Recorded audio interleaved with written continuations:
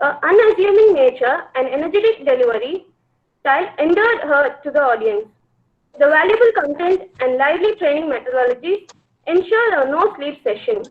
Oh, and add to this a world record in memory in remembering and reproducing a 2,885 binary digit number and the Limca Book of Records for remembering and reproducing a 1020 random digit number.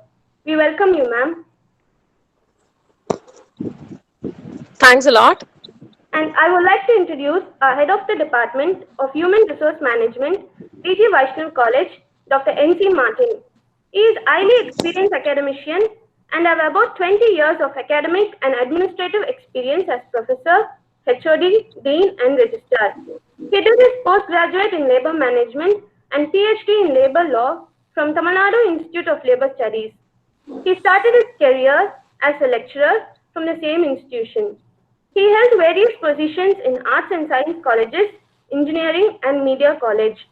Held academic position in various educational institutions such as Sri Chandraprabhu Jain College as Arts and Science as assistant professor of and HOD of MSW department, Sam's College of Engineering and Technology as a professor and HOD of MBA department.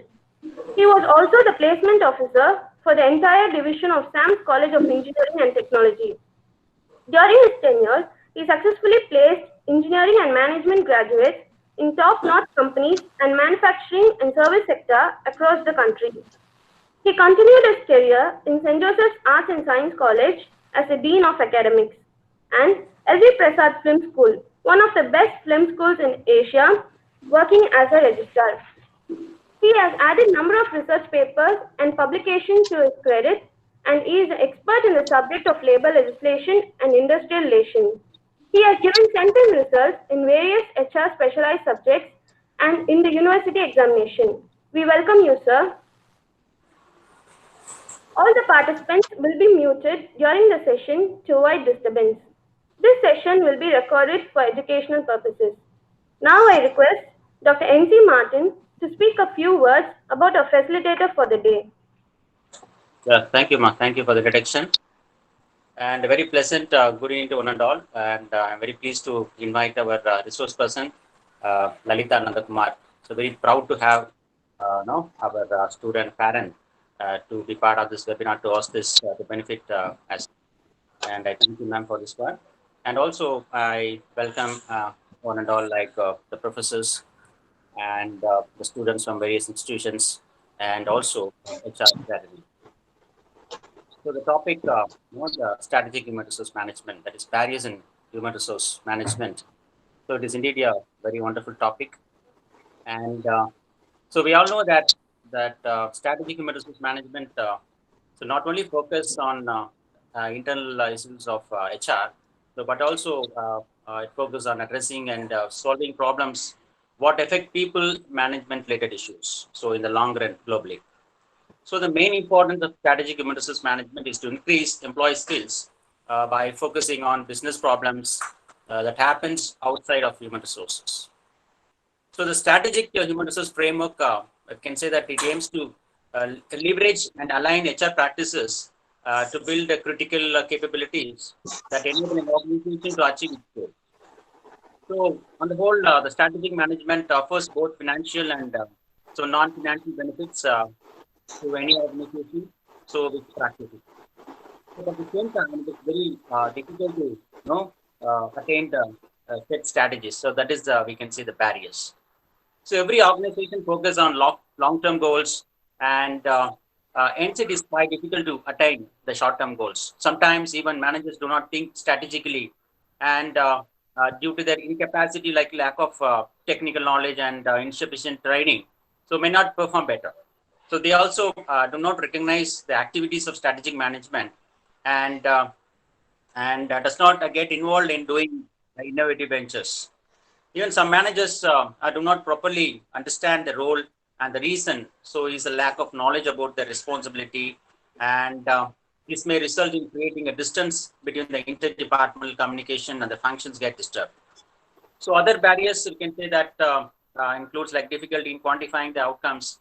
That is their the participation in terms of decision making, their work assignments, the type of function, and so these cannot be quantified, I can say. So because of their, we can say it's because of intangible in nature. So the wrong perception on human resource asset is also one of the worst barriers to strategic management. And so the investment in human assets may be regarded as high risk than that of technological and informations. Though these technologies are managed by human resources, these wrong perceptions may also may hinder and retard the progress. So another barrier we can say that resistance to in terms of due to lack of motivation and incentives for employees' progressive development. So usually in an organization to perform the desired task, so incentives are very, very important. So that has to be given importance to achieve the desired ends. So if these incentives are not given, ultimately result in barriers to strategic human resource management. And so other barriers like a lack of, if the company is having a union, so when they doesn't have a support from the union, that is also be posed to be a barrier. And government backing on supporting some statutory compliance. So that may also may hinder a strategic management process, and also weak financial position of the organization can also be act as a barrier to strategic human resource management. So with this, I conclude and I request the research person to proceed. So being an expertise, I hope to throw much light and no expertise on these issues. So thank you. All the best. Thanks a lot, Dr. Martin. And from what you have spoken, I wouldn't say you have no expertise in SHRM. I think half of it is already covered. Thanks a lot. Yeah, thank you. So can we proceed?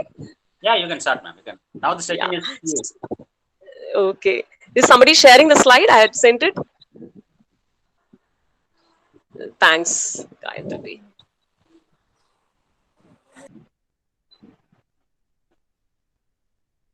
Yes. So strategic HRM, already introduction given by Dr. Martin. Overview on barriers, that's what we are going to see. Please proceed to the next slide. So when we see HR has evolved numerously. It has come a long way, I would say. So from a transactional policing and controlling role, then it moved to a consultant role where the problem diagnosis, advice, and solutions happened. But still, more of functional and operational roles were played by HR. And in the last 2 decades, the HR has slowly moved into a business partnering role or the strategic human resources management role, where it is more of strategizing, foresight, planning, thinking, having an outward and proactive approach. So, thanks to Dr. Dave Ulrich, who in 1996 pointed out what HR is doing currently is not at all sufficient. So, we are not adding value to the organizations. So, with that question is what everything with respect to business partnering and strategic HR management started. So, he's rightfully called the father of modern human resources management. And currently, if you look at the CHROs, they are no longer just managing the human resources functions. Okay, mostly if you look at their roles, it is 80% strategic now and hardly 20% no operational. The whole human resources processes, if we look into currently, so it has become 80% more strategic than operational or functional or mundane or transactional roles which we used to have in the previous times. So the CHRO now collaborates with the CEO or the board of directors and talks about practical insights on various strategic issues for the growth development of the organization, which can produce tangible business results. Okay, so wherever we are in HR function, so whether we are handling a performance management system, or we are into plant HR, or we are just doing the payroll and attendance, or we are into welfare, employee welfare, or benefits or compensation, whatever role we are doing in HR, and plus, irrespective of the cadre we are in or the levels we are in, say for example, I can be an executive, I can be an assistant manager or a deputy manager or a head of the department or a CEO, CHRO or a vice president, irrespective of the levels and irrespective of the functions within the HR, one important need that has come up in the last decade or two is we need to understand business. As simple as that. If we understand business, then we will add value to business. Very simple. So HR needs to become business savvy. HR needs to become tech savvy, thanks to all the technical advancements we have had, technological advancements we have had, right from data analytics to HR analytics to AI and automation, everything. We need to have the grip on technology as a human resources professional. And third thing is we need to deliver. So results are expected out of a human resources system. So first thing, we need to be business savvy. Next thing, we need to be tech savvy. And the third important thing, we need to deliver. So this is what is expected from a strategic human resources professional. So let us move to the third slide. Yeah, this is the basic definition slide. You shouldn't ask me, ma'am, you didn't tell us what is the definition. So that's why the slide is there. Linking human resources with the strategic business goals and objectives is what is strategic human resources is all about.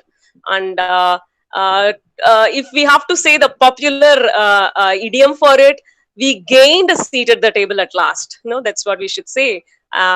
Because people have accepted and they are involving the HR function as a strategic business partner now. And we need to pull up our sleeves and come up with integrated approach. So that's what is required.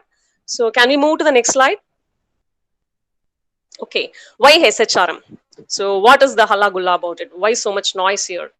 Okay, so much noise in SHRM because the first one is it is a key differentiator which gives a competitive advantage for us to the business. It brings advantage, competitive advantage to the table. Okay, which earlier none of the HR tools were able to give that. Okay, in terms of talent attraction, in terms of talent acquisition, in terms of talent retention, in terms of performing for the business results, where the performance is aligned to business results. So that key differentiating factor, strategic human resources brought to the table. Okay. Next is the long-term allocation of resources. Okay, allocation of resources, we're all aware. Okay, there are scarcity of resources. We need to prioritize, we need to strategize, we need to look at the ROI, ROC and all that, and then allocate resources. Yes, when it comes to long-term allocation of resources, we didn't know what to do with our resources in the long term, but that is prior to SHRM. Thanks to SHRM, after SHRM, we know where the organization is headed in the long run, where we are going, what are we supposed to deliver, what are our priorities, what kind of work culture will be there, and what kind of human resources capital is required. So where I can employ this human resources capital, how I am going to utilize this human resources capital, and what I'm going to expect in terms of performance out of this HR capital. So this clarity is available because of SHRM, and we are able to plan long-term allocation of resources thanks to SHRM again. Okay, and the next factor is current and future talent requirements. Yes, what we require today, what we require tomorrow, and what we require after that. Okay, I'm not talking about data analytics here. Prior to data analytics itself, we could to some extent, predict what will be the future talent requirements of the organization, because we have our purpose well established. We know where we are going, as I already said, what we are going to do. So since we knew what we were going to do, since we knew what kind of market conditions we were going to operate on, what kind of product strategies we were going to come up with and all that, so we could clearly say this is the kind of talent I am going to require for my organization, period. Okay. After data analytics, things have changed much in advance. Okay, I'm not getting into that. Coming to the next point, the performance effectiveness. So what to expect from the human resources? What is the performance accepted? And what kind of performance is aligned with my expected business results? So what kind of performance is not okay? What kind of performance is okay?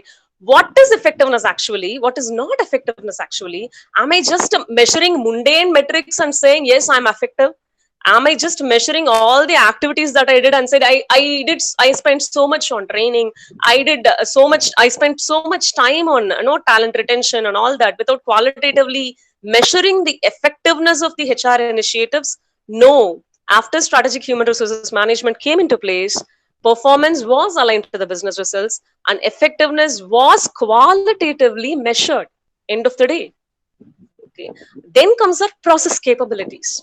So what kind of process capabilities is required in order to support the overall business strategy, in order to support the HR strategy that we have evolved with, and in order to support the initiatives that the HR strategy is demanding from us? So what kind of process we need to build in, what kind of metrics we need to set, what kind of systems we need to set? So all that became more clearer after the SHRM, okay, strategic thinking of human resources or strategic partnering of human resources with the business.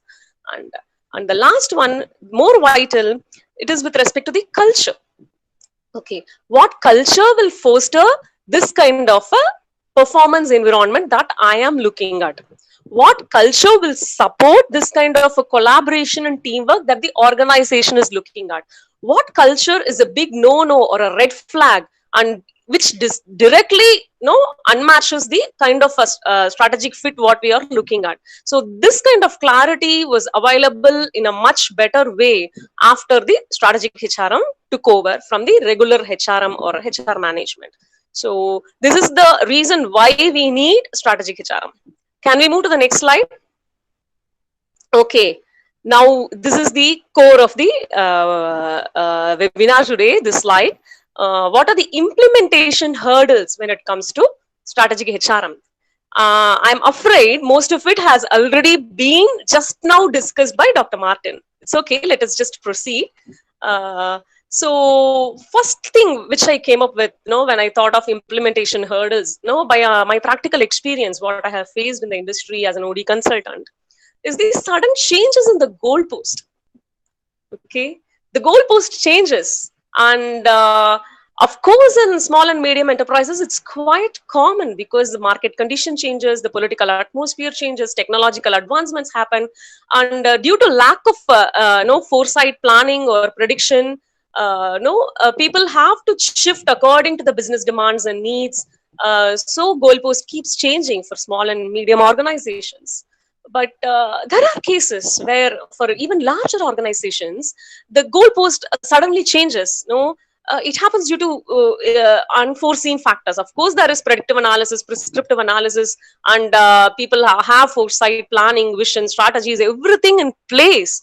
But in spite of that, there definitely will be some unforeseen, changes which suddenly the market comes up with. It can be political, it can be economical, environmental. Say, for example, even the current COVID-19 situation, the pandemic, what we are going through, it has shifted the baseline of the goals of the organization from expansion and growth to just survival. Even larger organizations, I would say. Okay, because now they are maintaining the existing level of resources where they were having the maximum production, and now they have to maintain the it with a very low or poor level of operations. The level of operations have come down drastically. I hope you or I and everyone will agree. But have they cut down on any of the facilities? Have they done any drastic measures into cost cutting? So people are waiting, people are holding back, people are thinking things will change, and the cost is running parallelly. So from growth and expansion, now the focus is more on survival. How do I survive this situation, this difficult situation? So now the goalpost has changed. Okay, now whatever strategies I had planned for 2020 or 2021 is not going to be relevant anymore. So already we have come up with a lot of new strategies for 2021, 2022, 2023. Now, post this economic slowdown, and after that, again, gearing up has to happen parallelly. New funds have to come in, or new strategies have to put in place, business goals have to change again. So all this is a very dynamic process. And think about a strategy implementation and execution in a dynamic environment like this, how challenging it can be. It is. Okay. Then comes the second point, the resistance to change. Doctor already mentioned that. I'm happy for it. I already said SHRM is a very dynamic process. Okay, even without this COVID, in general environment, it is a dynamic process already. Strategy means dynamism. Strategy means nimbleness, fastness, and everything. So, since SHRM is a dynamic process, there will be changes in structure, process, work design, work environment, etc. So, when there is a change, there is always resistance because people have to move out of their comfort zone. So when we are asked to move out of our comfort zone, we are obviously going to resist. So it happens in all the environments, at home, at school, at office, at no college, no, in a relationship, wherever you are. When we are pushed outside our comfort zone, we resist. Okay. uh, One key factor in organization with this respect is a lot of negative emotions creep in at this point of time when there is a lot of change, dynamism going on, especially when there is an organization restructure going on, process reengineering going on.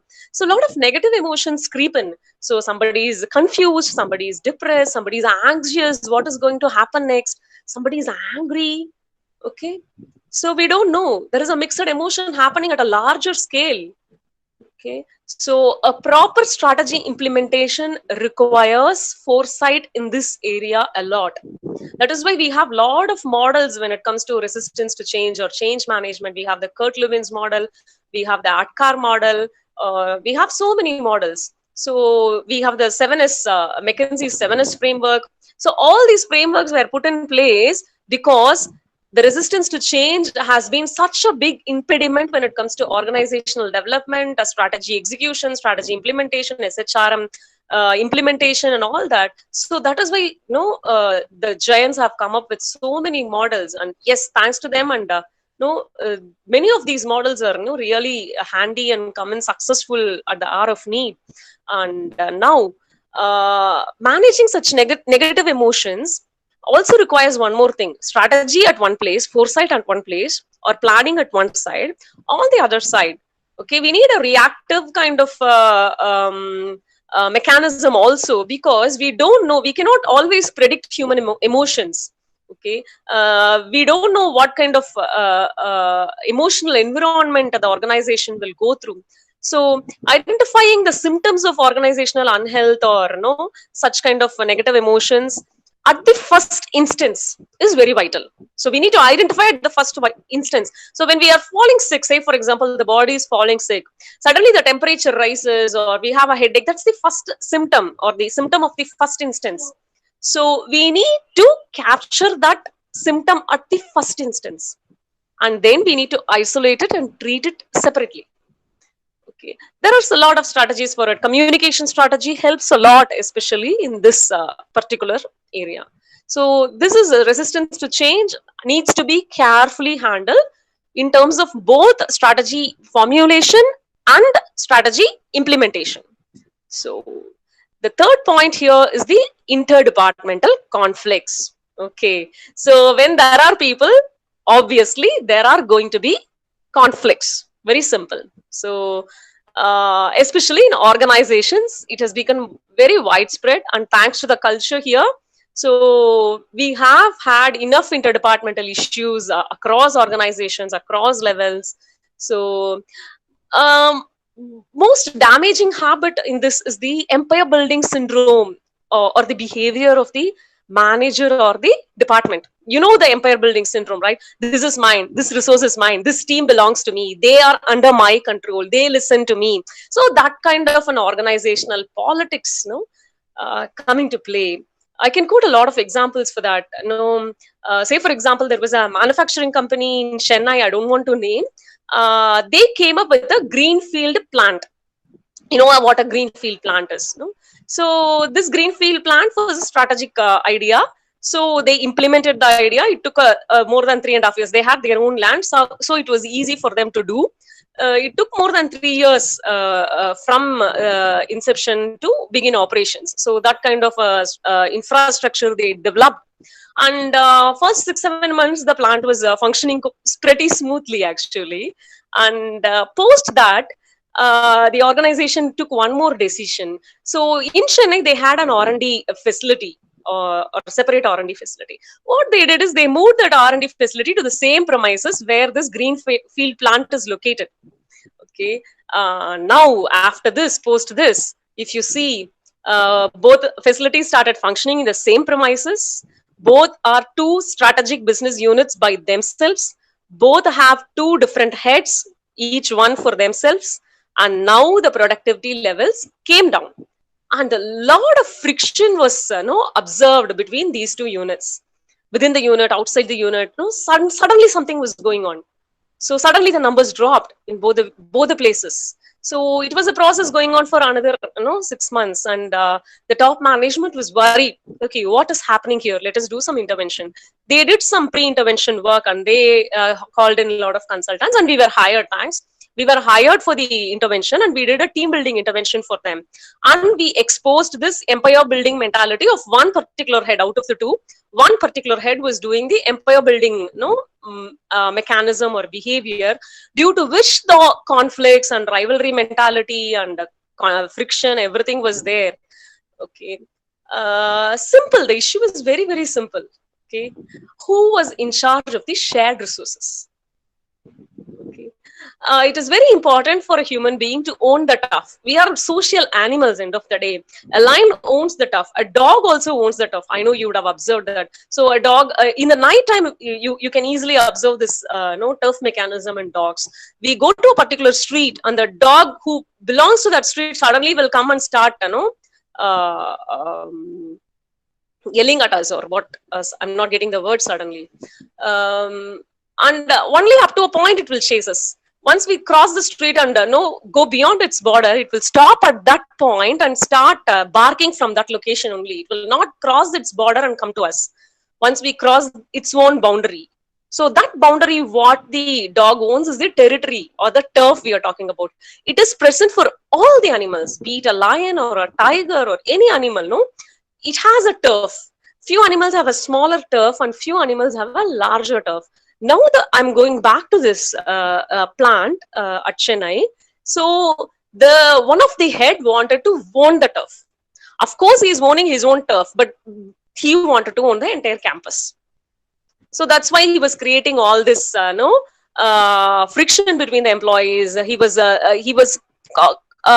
wantedly he created all that conflicts. And it is like a small trigger. You trigger someone, and it goes like a haywire. That kind of office politics was happening.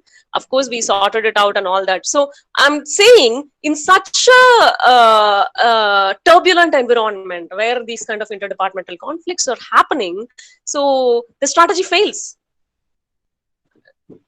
There is no point in having 3 years planning, 2 years planning, having contingency plans and all that. So we need to, end of the day, attend to the human components in human resources capital. So I can quote numerous examples. Maybe something else is also coming up suddenly. So another mid-sized automobile dealer, they wanted to improve their customer experience. They wanted to reduce the waiting time. Normally we book a vehicle and wait, and we get frustrated as a customer. So I booked 3 months back, 2 months back. So they wanted to reduce this waiting time. So what can be done in the process side, not from the stock side? Stock side, whatever best they can do, they were doing. So from the process side, how this time can be reduced and customer can get his or her vehicle within a shorter period of time. This is what the intervention they wanted to do. They hired an internal team. They assembled an internal team, and this was spearheaded by a HR. Okay. And this internal team, or internal consultants, let us name them, they came up with the strategies. So they sat through, they did diagnosis, analysis, predictions, and everything. They came up with brilliant strategies by carefully considering the objectives of the business and environment and all that. Okay. So the management approved their strategies, and one by one, they started rolling it out. And positive changes were coming out. And slowly, some department was sitting there in one corner and started disturbing this positive changes, because they were not willing to see the positive changes happening in the organization. And this department was none other than the overall operations head. Okay. He was making his team work against these positive changes and trying to make them a failure. Again, here the issue is very simple. He didn't want someone else to teach him how to run his own organization or his own company. Of course, he's not owning the organization. Don't read me wrong here. He's an operations head. Okay, so again, this was a case which was assigned to us. We intervened and bridged the gap between the internal consultants and the operation head, and no, we used several strategies like buy-in strategies, including him in the process and all that. Yes, again, the point here is human component can be a huge hinder when it comes to a strategy formulation or strategy execution, because lot of things are playing: ego, pride, looking for recognition, not wanting someone else to win. So all these interdepartmental conflicts or interpersonal conflicts hinder the strategy formulation and implementation process. Okay, so next point, lack of readiness or agility. Okay, how agile we are able to be. So relatively, agility is a new term in management. We were more concerned about project management. Now we are more concerned about being a scrum master. So what is the difference here? So thanks to our given cultural background, so we prefer stability to agility always. So that's the kind of conventional environment we have here. And of course, the traditional industries have been weaved around this kind of a conventional pattern. Our structure or conventional, our processes or conventional. So that's how we have established them so far. Okay, suddenly what is happening is, after globalization, liberalization, and after the new surge of industries coming in like IT, financial services and all that, suddenly we are expecting nimbleness or quick action out of these stable organizations, what we have created. Okay, so there is a complete shift. And how this shift is being taken in traditional industries is the question. So it is relatively new for the traditional industries to talk about agility. The very idea of agility scares them actually. So be it individual level, be it at an organizational level. So there are certain industries which cannot think about agility, but the market conditions, the political conditions, the environmental conditions, or the socio-technical, economical conditions have pushed even the traditional industries today to move into an agile environment. So what we are doing is, we are doing the organization restructuring, we are implementing a lot of new technology, and we are doing re-engineering the end-to-end process. We are redesigning the work, how they used to work and function and all that, and expecting agile performance out of a stable organization, and of course with minimal compromises. That's the glitch. Okay, so this is a really cumbersome area for us to strategize and work. We don't know what to do with the existing structures, and minimal compromises. Of course, if you're going to be dynamic, compromises are going to be there. So we can't have a cake and eat it too. But that's what the industry is demanding today, and that's a huge hinder or a stumbling block ahead of us, which we have to overcome. Especially, here I'm talking about the traditional or conventional industries. And the next point here, let's move on to the short-term mentality. Yes, most of the business strategies, if you ask me, are both short-term and long-term. So say, for example, I can come up with a short-term financial strategy. We can come up with a short-term marketing strategy. We can come up with a short-term sales strategy. But coming up with a short-term HR strategy, doesn't sound right. Okay, all HR decisions, all HR initiatives definitely have a long-term impact on the organization. Not only inside the organization, it has impact outside the organization as well. It has impact on the industry, it has impact on the market, but it has a very long-term impact, especially within the organization. Now, again, like the agility, this is having a cake and eat it too situation, where from these kind of long-term strategies or long-term impact, we are trying to measure short-term results. We want quick fix solutions. That's what the industry is all about today. So, okay, you invested so much. Okay, your return on investment is so much. Okay, this is the profit we made out of it. This is the intangible results we got out of it. So everything should be on the table. Everything should be like pieces of pastry, easily viewable, easily eatable, edible, and all that. So with respect to HR, as I have already, we have spoken about the nuances of human components so much. It is practically not possible in all the areas. Yes, there are areas where we can quantify and give results. data analytics has come a long way in HR, which we will talk about also. But there are dark areas. So short-term results are not always possible, or mostly not possible, when it comes to human resources strategy, both formulation and implementation.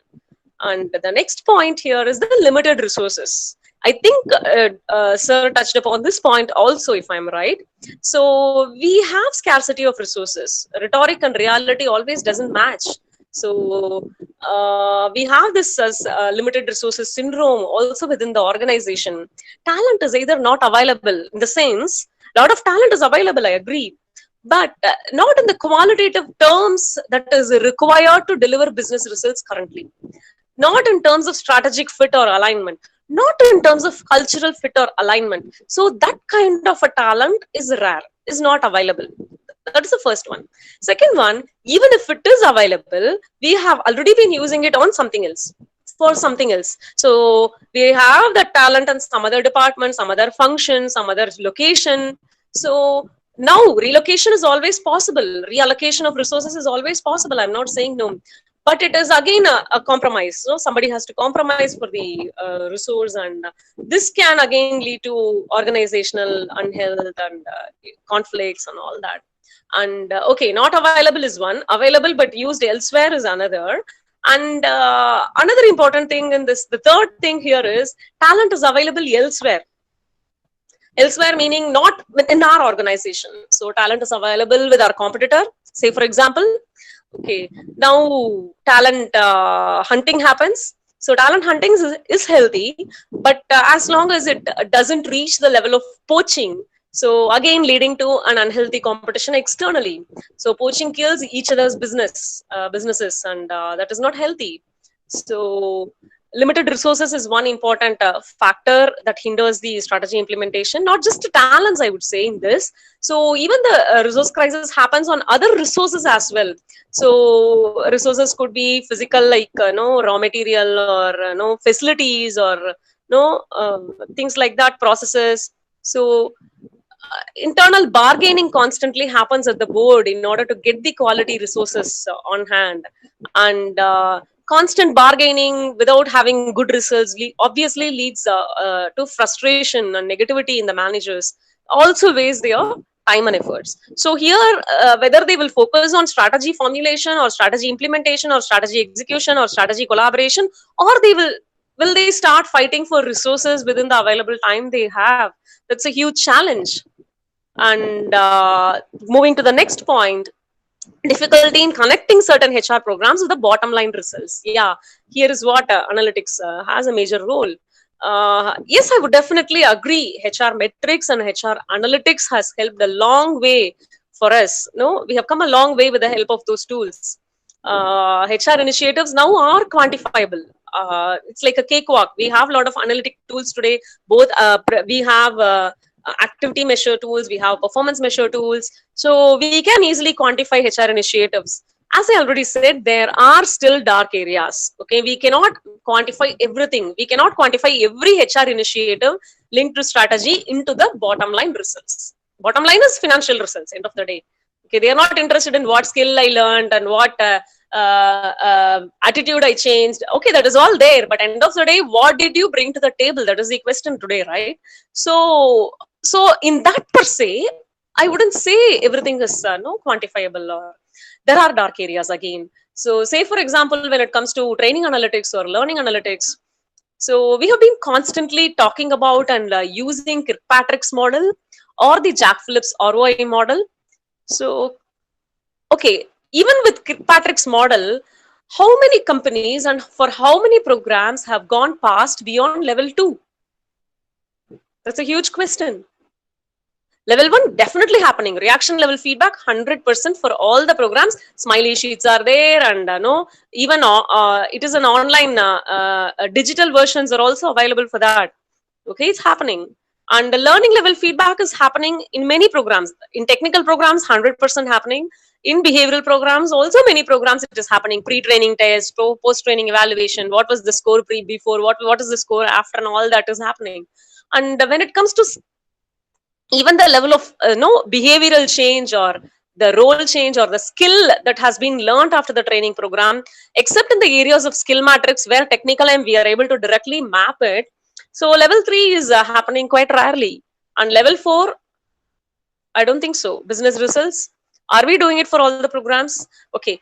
Leave alone this. Coming to even Jack Phillips ROI model, Jack Phillips himself says, please don't measure return on investment for training programs for more than 5% of the training programs. The model itself says for 95% programs, please don't measure your ROI. As simple as that, as straight as that.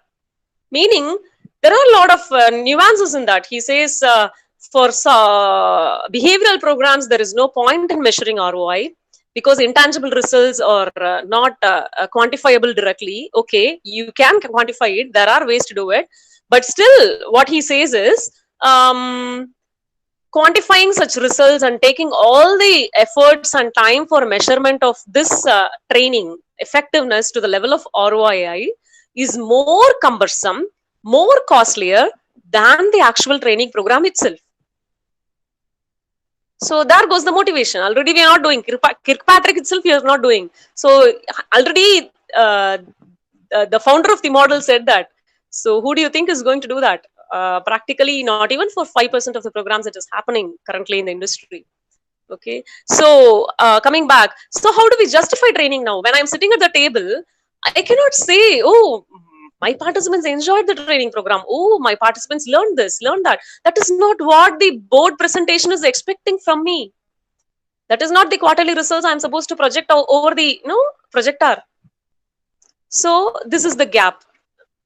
Technically, how my strategy implementation is transferring to business results and how am I going to justify it in the boardroom.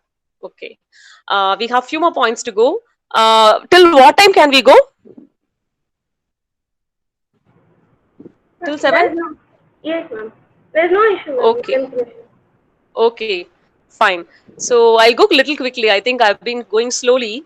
So 8th point is what doctor said already. Investments in human assets are perceived to be riskier than investing in capital assets. Yes, capital assets investing is pretty easy.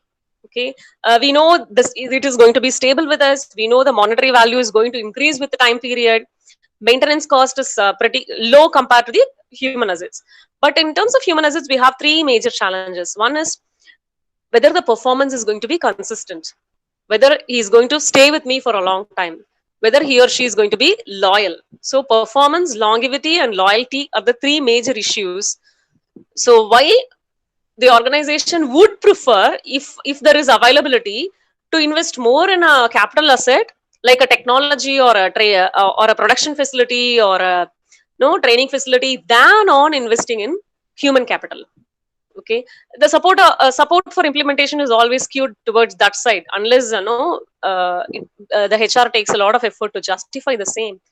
So let me move quickly to the 9th point, the competences of HR people. We have been talking about seat at the table and glass ceiling, which we have crossed. Again, I'm asking the same question. What are we offering at the table? HR professionals who are able to think strategically, quantitatively, and holistically are a rare breed. Very rare breed they are. So I should be able to strategically think. I should be able to quantitatively think. I should be able to see a holistic picture of it. That is quite rare for HR professionals because that's not what business demanded from us in the previous case. Okay. Compared to our finance and marketing counterparts, we are relatively, I would say, even slower in that area. So there are quality HR professionals, there are brilliance, there are masterminds. I'm not saying no, but with respect to the business demands and needs, and with respect to the supply and availability of quality human resources, there is a huge gap. There is a supply of human resources, but not qualitative human resources. So there is a huge gap to be bridged in that area. We need to scale up manifold, and very simple. We need to understand the linkage between the HR strategy and the business strategy, the vertical alignment. We need to understand the interlinkages of components, different components of the organization mechanism. Okay. Then we need to understand again the interlinkages of various functions of the HR. So if this falls into place, Of course, we have the base work done. We know how to do policies. We know the regulations. We know the laws and bylaws, and we know how to do payroll. We know how to do attendance and how to keep time office. We know the disciplinary issues. So these are all basics. Above that, I'm saying, above that, if we are able to understand the strategic linkages, then we are going to be a great HR professional. That's what I would say. And workforce issues are there, labor issues are there, and say for example, motivation. Let me say, earlier people used to get motivated by pay rise and bonus. People are not interested. People are interested in more intrinsic factors like respect, power, recognition. Do you think they are interested in these three? No, not anymore. People are more interested in, what is my purpose here? What am I doing here? What am I contributing to the organization? Am I valued here? Am I adding value here? What is the autonomy the organization is giving me to operate on these things? So what is the mastery I have over the competencies and skills required to perform this particular job? So this is the motivation factors right now. This is already old, but this is what is still holding good. If you want to know further, you can read. I think this is a book called Drive by Daniel Pink. So Motivation 3.0, he talks about, holds good till date. So kindly give it a reading if you have time. And the 11th point is the domestic, regional, global demands. Okay, simply putting it, there is a business. Okay, the business is serving markets in countries A, B, and C. And the production facilities are located in countries E and F. And the management team is sitting in G and H country. So how many countries are involved in this? How many culture is involved in this? How many environments are involved in this? So if we have to bring in a cultural intervention globally for this organization, so what kind of factors we need to consider? Okay, huge challenge, right? Sounds like. Yes, that's what is happening right now. And competitor rivalry. Okay, business within the department rivalry, within the organization rivalry is one side, and we have this competitor rivalry, which is happening. One point blank example which I can think is the marketplace in Chennai for jewelry market in Tamil Nadu, especially Chennai. So there is, if company A is working on a strategy, getting the approval for the strategy, before the strategy is out, company B comes up with the same strategy and is already ready for execution, and company C has already done it. So that is the kind of organizational rivalry and spying, such kind of unhealthy practices going on in the industry. I wouldn't say, there is a more than cutthroat competition, I would say. So in this environment, what kind of strategies is going to work? What kind of strategy is going to give us the competitive advantage or a strategic advantage we are looking at in the market? So that's a huge question. So let's move quickly to the next slide. Okay, so here the vertical and the horizontal alignment which we were just talking about, you can see it in the slide. It is a self-explanatory slide. So let me just say an example. If we want an innovation leadership, that is the organizational strategy. So HR strategy, we need to come up with something like having a design initiative or innovation initiative. So qualitatively, we need some evaluation tools to suit the innovation requirements. We need to identify the right talent internally and from externally. So to come up with a new R&D team or new R&D initiative across the organization. So we need training partners for new technology, and we need a new performance management system that drives innovation. Say, for example, I'm tying the ideation or the idea generation process directly to the R&R program. So something like that. So it needs to be holistic. That's what. It needs to align both vertically and horizontally. So some decision I'm taking for the talent retention is going to definitely affect the culture of the organization, leadership in the organization, structure of the organization, sometimes even the R&R program of the organization. So to that extent, it is all interlinked. That is what we need to understand. Okay, let's move on to the next slide. Okay, so far we have seen why HR efforts or strategies need to be aligned with the business results. Okay, I will definitely say this has already become a 20-year-old practice. And for the future, this alone is definitely not going to help. We need something more. Okay, that's how evolution has happened in the HR field as well. So again, going back to Dave Ulrich, the father of human resources management. So if you look at his recent book, for your reference, Dave Ulrich is the one who originally proposed SHRM 20 years back. And again, now he has come up with something called Future of HR. And currently he says, strategic thinking for aligning with the business results alone is not sufficient for HR to be more successful. We need to add value not only to the organization, but we need to go for an outside approach. So it is not inside to outside approach what we have been having till now. We need a complete turn of table here, and we need to look at the outside to inside approach. Okay, when we have time, we can talk in detail about this concept, but let me go quickly through it. So is the value added by HR received by the organization was the first question we were talking about. But now the question has changed. Is the value added by HR received by all the stakeholders above the line and below the line?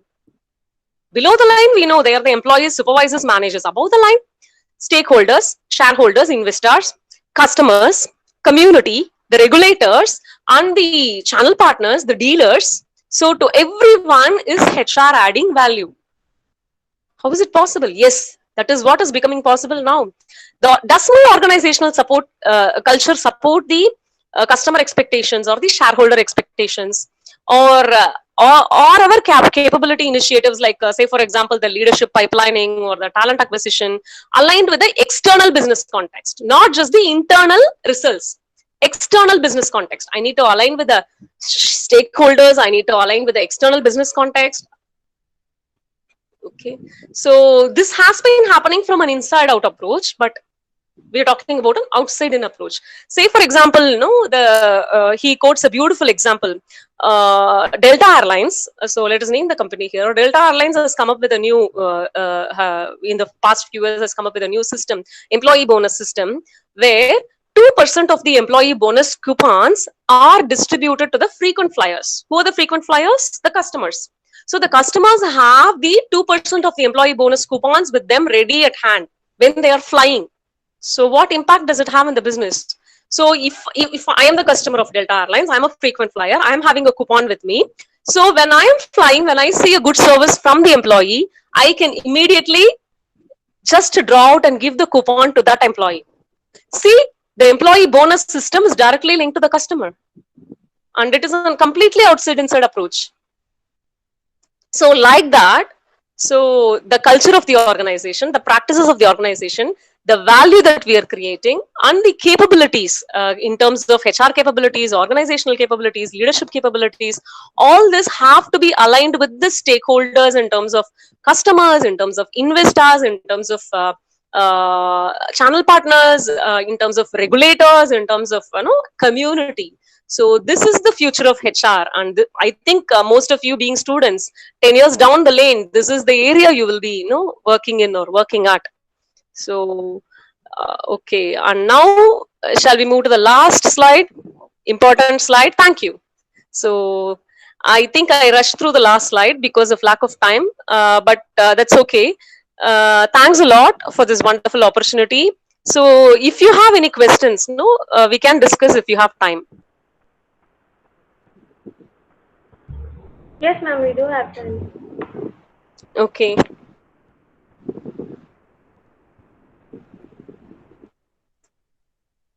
Any questions?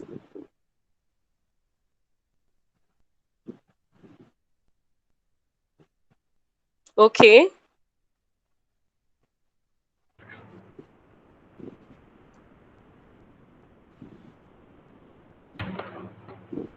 The participants, you don't have any questions to ask?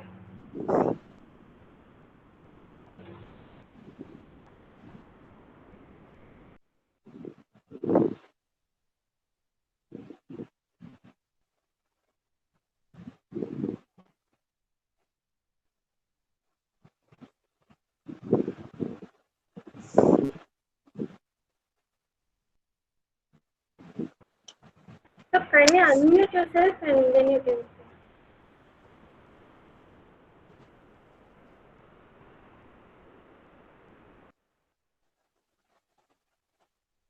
So we are not able to hear you, sir.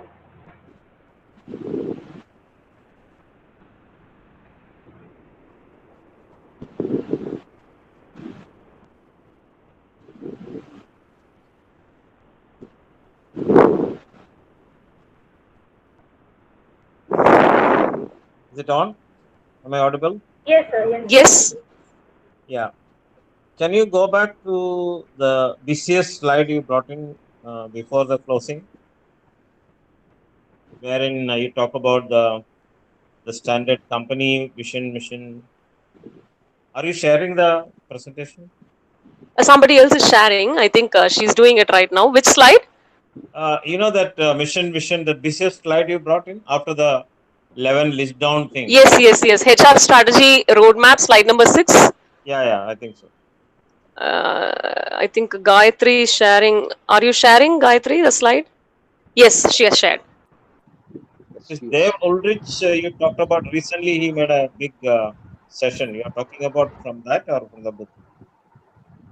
I didn't get you. From the session?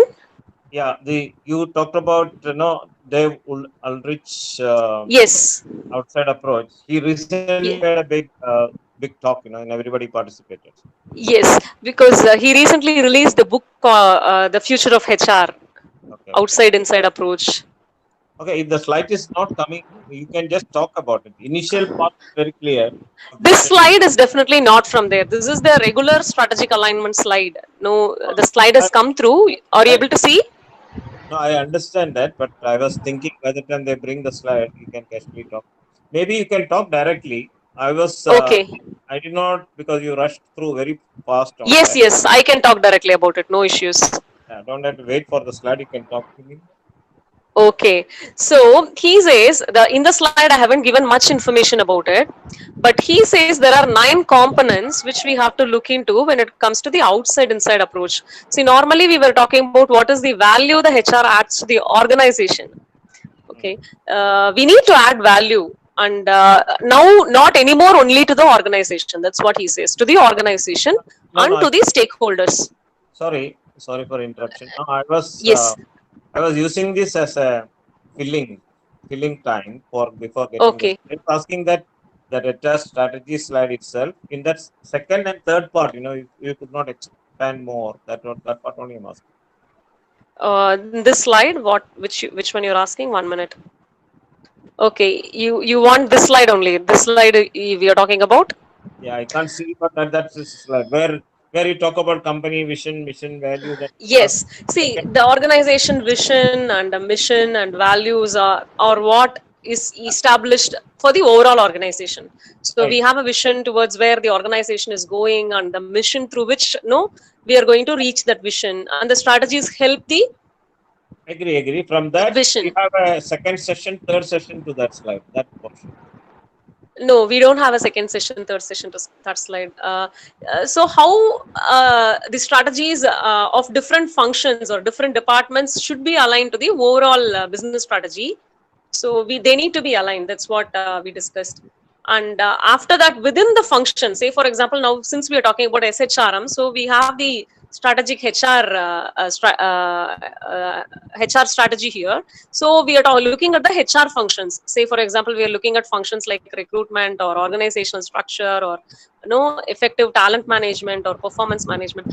How these individual functions within the HR link between each other. They link between each other. Say for example, I'm going to drive an innovation initiative, or I'm going to drive a talent initiative in the organization. So that is going to have an impact on the other areas of HR. If I'm using the performance metrics as a strategy for this talent drive, so this is going to have an impact on conflict management. This is going to have an impact on my rewards and recognition programs. This is going to have an impact on my compensation and benefits programs. So like that, it is completely interlinked. So no HR function is standalone. So that is one linkage we need to understand. Another linkage is how this horizontal linkage aligns with the overall vertical linkage. So we have a HR strategy which has been aligned to the business strategy. Now this overall HR strategy, based on that only I can make these decisions on these individual factors. That's what I'm trying to tell. Okay. No, So basically, I'm asking what's the clear differentiation when you listed down that 11 points and all of that thing today, and then it was okay. not there yesterday. Anytime, if you Hmm. observe any HR intervention, organizational changes are brought in, every time HR, a good HR practitioner was on the edge and he was able to do those things. You talked about conflict and the resistance to change, preparedness, agility of the organization, all those points. Exactly. What is too key relevant today? Anything is there? Something differentiation? Relevant to today is what is the outside inside approach which we need. Since we are already talking about SHRM and we are planning to move out of SHRM in the industry, so I can't say it is 100% relevant. But given the historic contribution SHRM has made to the industry and to the HR practices as such, so this is just a knowledge sharing session to understand what Yeah, was the dynamics happening in the SHRM. really appreciate because you are very vociferous and I think you speak your mind. You're a free flowing speaker, and all those Oh my points are God, good. thank you. It is very useful for especially the youngsters who are students who are inquisitive. They can even read whatever the book you have suggested, Drive or all those things are there. You also mentioned many of them, Kilpatrick's and many tools and things like that, which they can come here. Very good initiative. You well spoken. And the first part I did not hear fully because of Okay. the Google Meet. I am not that familiar. Not normally I do other things, but it was very good presentation. I'm the person who brought McDonald's to the country. I was the country head of Wow. McDonald's because Okay. the country had an executive president change management director with the electronic data system. So I appreciate Okay. Great to you know you, sir. coming and talking. I really appreciate your reading also. All good qualities for a HR person. And Okay. I also always regard Dave Aldrich. So you're continuously speaking. You need more time. Okay. I will share if you probably share your email ID. I can share Dave Rich's model with you from the book, whatever is available with Yeah, me. this how do I share? I don't know. Soma You Sajivan. can I have contact my the mine is coordinator. recorded. The team will be having Soma Okay. Sajivan at gmail.com. Okay.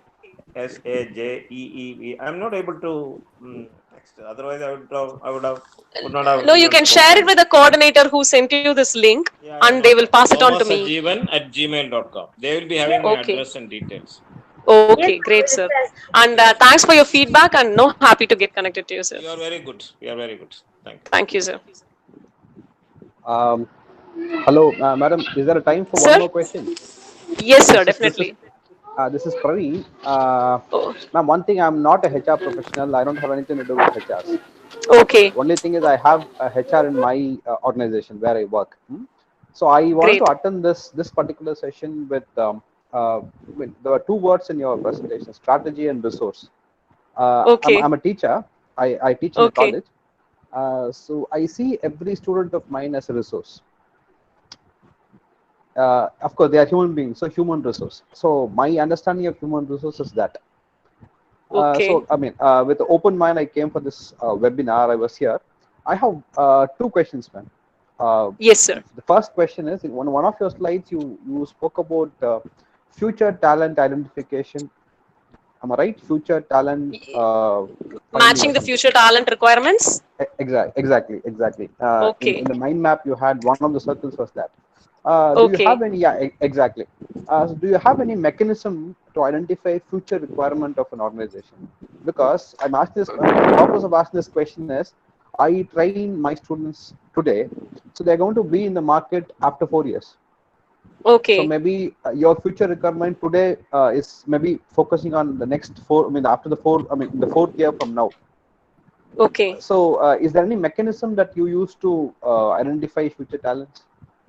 Yes. So, as a professor, you're asking for students. So, that is from a perspective of what careers will be available in the future. No, am I right in understanding?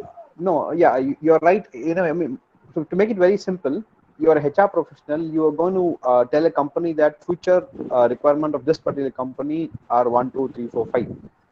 So the Yes. talents required to understand this and work is 1, 2, 3, 4, 5.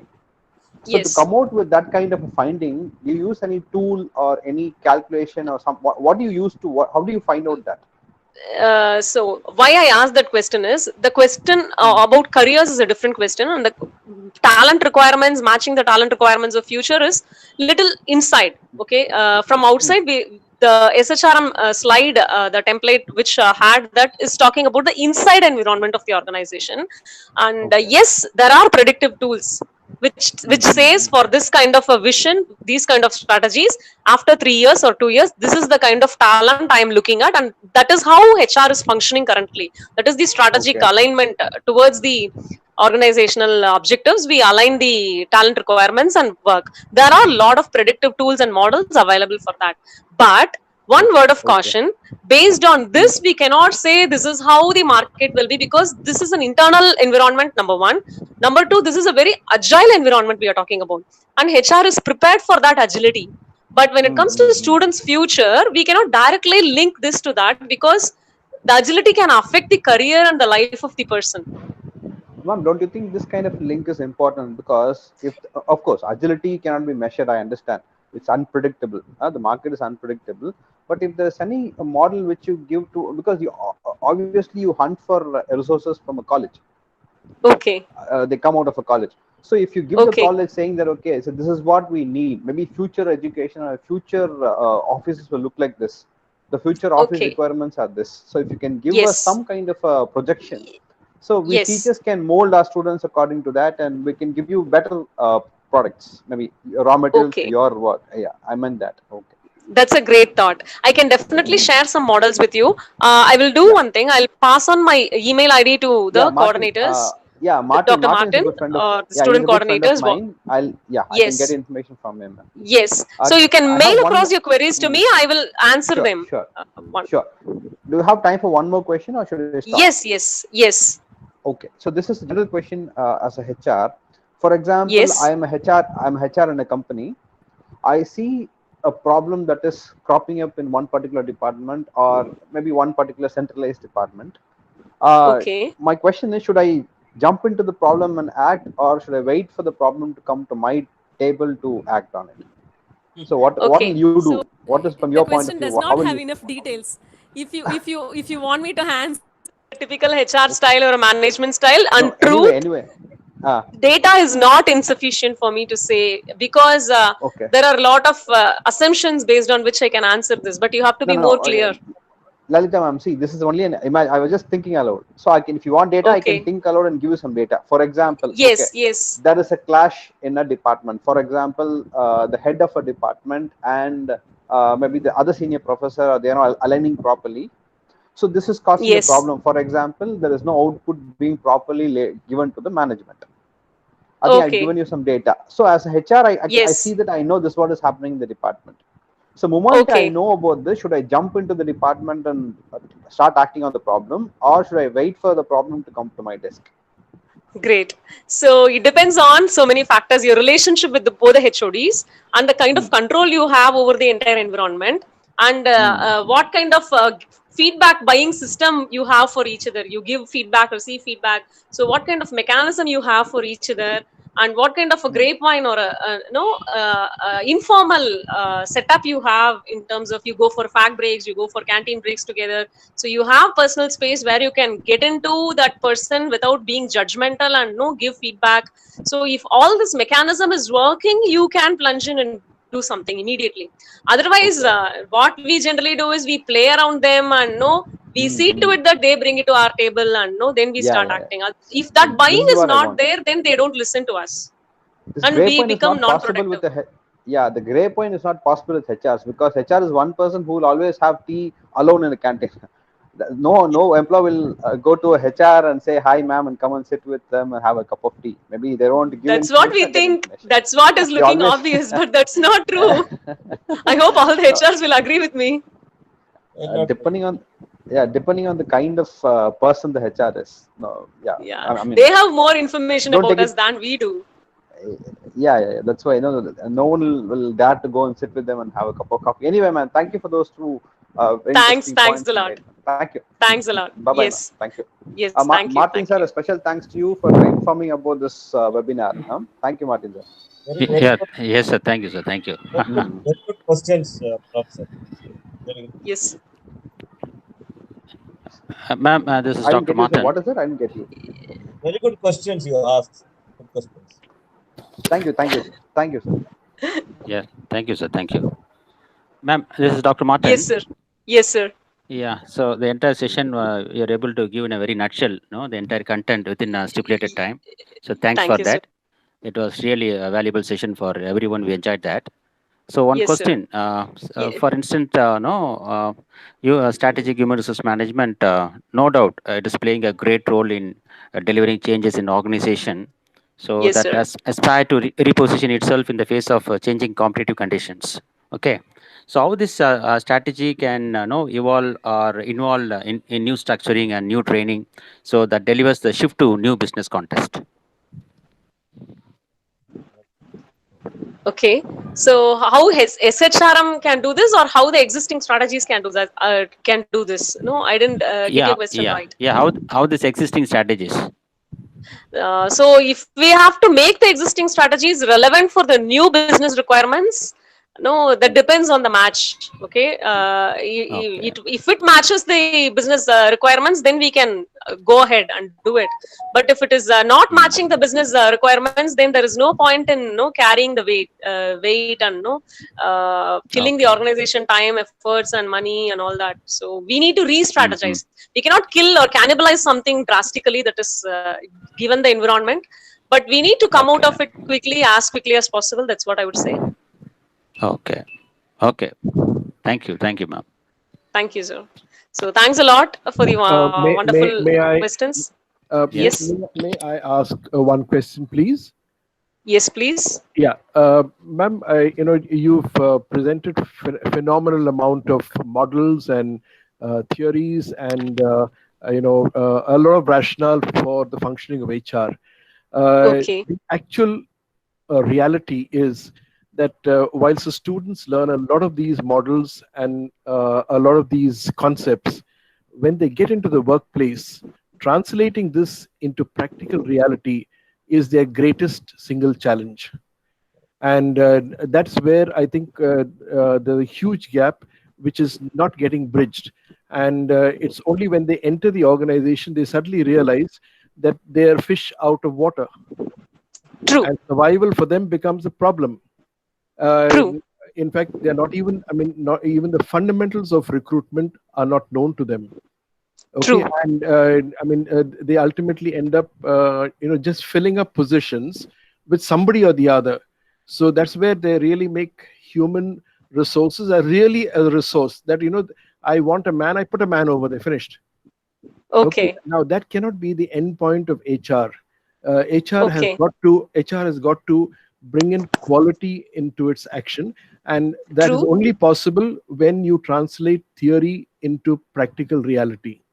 True. And for this, I think something that we need to bring to HR understanding is that good HR is only possible if management precedes HR. If management doesn't precede HR, you are not going to have HR at all. So first and foremost, you need to have a pro HR management. The second thing is that I think you need to also emphasize the involvement of HR in the business. True. HR has to take an effort in terms of trying to learn what is the business. True. Most of the HR personnel who do come in are happy to say that they're MBA HRs, but when it comes down to saying that, look, what kind of a person do you require over here? At that stage, it's only blinking because they're not Okay. understood the business. So if you want Okay. to put business HR, then I think we need to find ways and means by which we probably spend a little less of time on these theoretical models and probably help the students understand what they need to do to get down to grassroots HR management, and Great. and translate that activity into good employee experience. And Great. when you have good employee experience, then all of the other things that you talked about in terms of challenges, one by one, will just get settled. True. I This- totally agree with you. Yeah. Continue. I said no. I said these are the few thoughts I just thought I'll bounce around with you. And if you have any other counterpoints, please do let me know. I'll be glad to hear them. Yes. Yes. So two major points you have shared. One is translating these models into a reality in terms of business deliveries, and the other thing is getting a buy-in in the organization for a strategic thinking in HR. Not the So can not I answer these? yeah, one moment, ma'am. Not the Yeah, organization. I'm talking about the business per se. There is, business per se. yeah, see, the organization is too large an entity you're talking about. True. True. True. I'm talking about business. Let's put it Business. in concrete terms. Marketing. What does Okay. marketing require to succeed tomorrow? Okay. Can I as HR help them to do that tomorrow? Definitely. That's precisely where you need to act, ma'am. Okay. Yes. How HR can help marketing win is one thing, but overall, no. Since I have spoken about Dave Ulrich so much, so what Dave Ulrich says in his recent book, which we are talking about, is it is not about what value we are adding to the employees or business alone. It is more about whether we are creating a winning organization in the market for the employees. That is the question. So similarly, whether we are able to create a winning environment for the marketing team, yes, that also comes under your HR this thing. And one question from your part I will definitely answer because students are listening. So translating these models into practical applicabilities in the industry is a huge gap which we are seeing. I completely agree to what you said. And with respect to that, there are two things.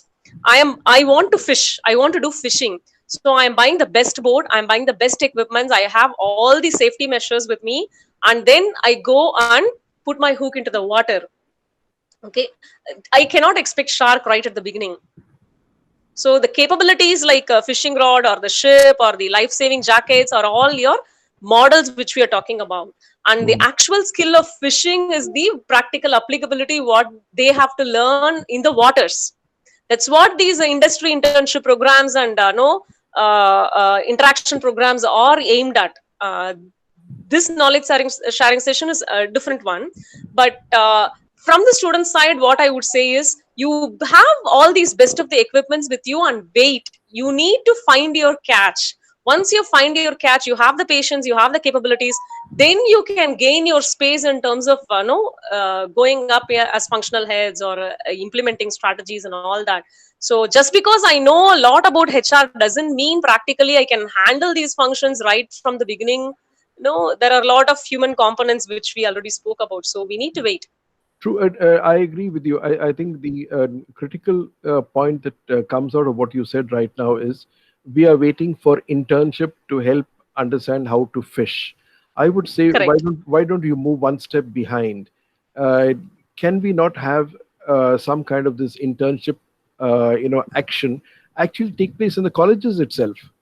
I mean, Can happen. yeah. I mean, why are we waiting for someone to, because I'll tell you, internships are actually a mock. Okay, because I have seen many poor HR, students come in. They just sit down. They're working on some Excel sheets for a month or 2 months. After they take a certificate of internship and go back to the college, what have they learned? Nothing. I'm afraid no sir, talking we are talking from an institution where the industry connect is pretty high, and translation of results is good enough. So I don't want to. I park to answer this question, I'm afraid.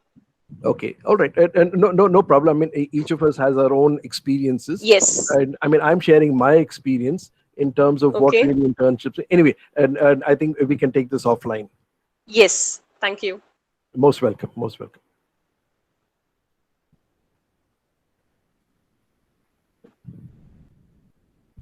These are actually different topics, actually, different presentations required. Yeah, I think I agree with you so much, Jeevan. Yeah. In fact, because these are debatable, and today, you know that HR is not even resource. People are talking about possibilities, and we have to go to the core of the human being. That's all happening. I think most of the, I think, good schools, these are all taught. They're all going to find out whether the person is a human being. To that level, they are going, and then the human experiences, find out the source, and then become a resource. Then they add the talent, they add the skill. They're also thinking. So unless you are able to relate with a human being properly, and Yes. then learn from him and the situation and the group, then dynamics, then function, and then as our madam is talking about the dynamics of the today, the requirement of changing. I'm not checking my bonus or increment. I'm thinking about what is the value I'm adding to myself. True. Exactly. I Exactly. think things are changing, and there are visionary, very good boys and girls joining today, and they have that attitude also. Otherwise, they have to develop it. Earlier, one professor was asking, the Soho Corporation takes people, dropouts people.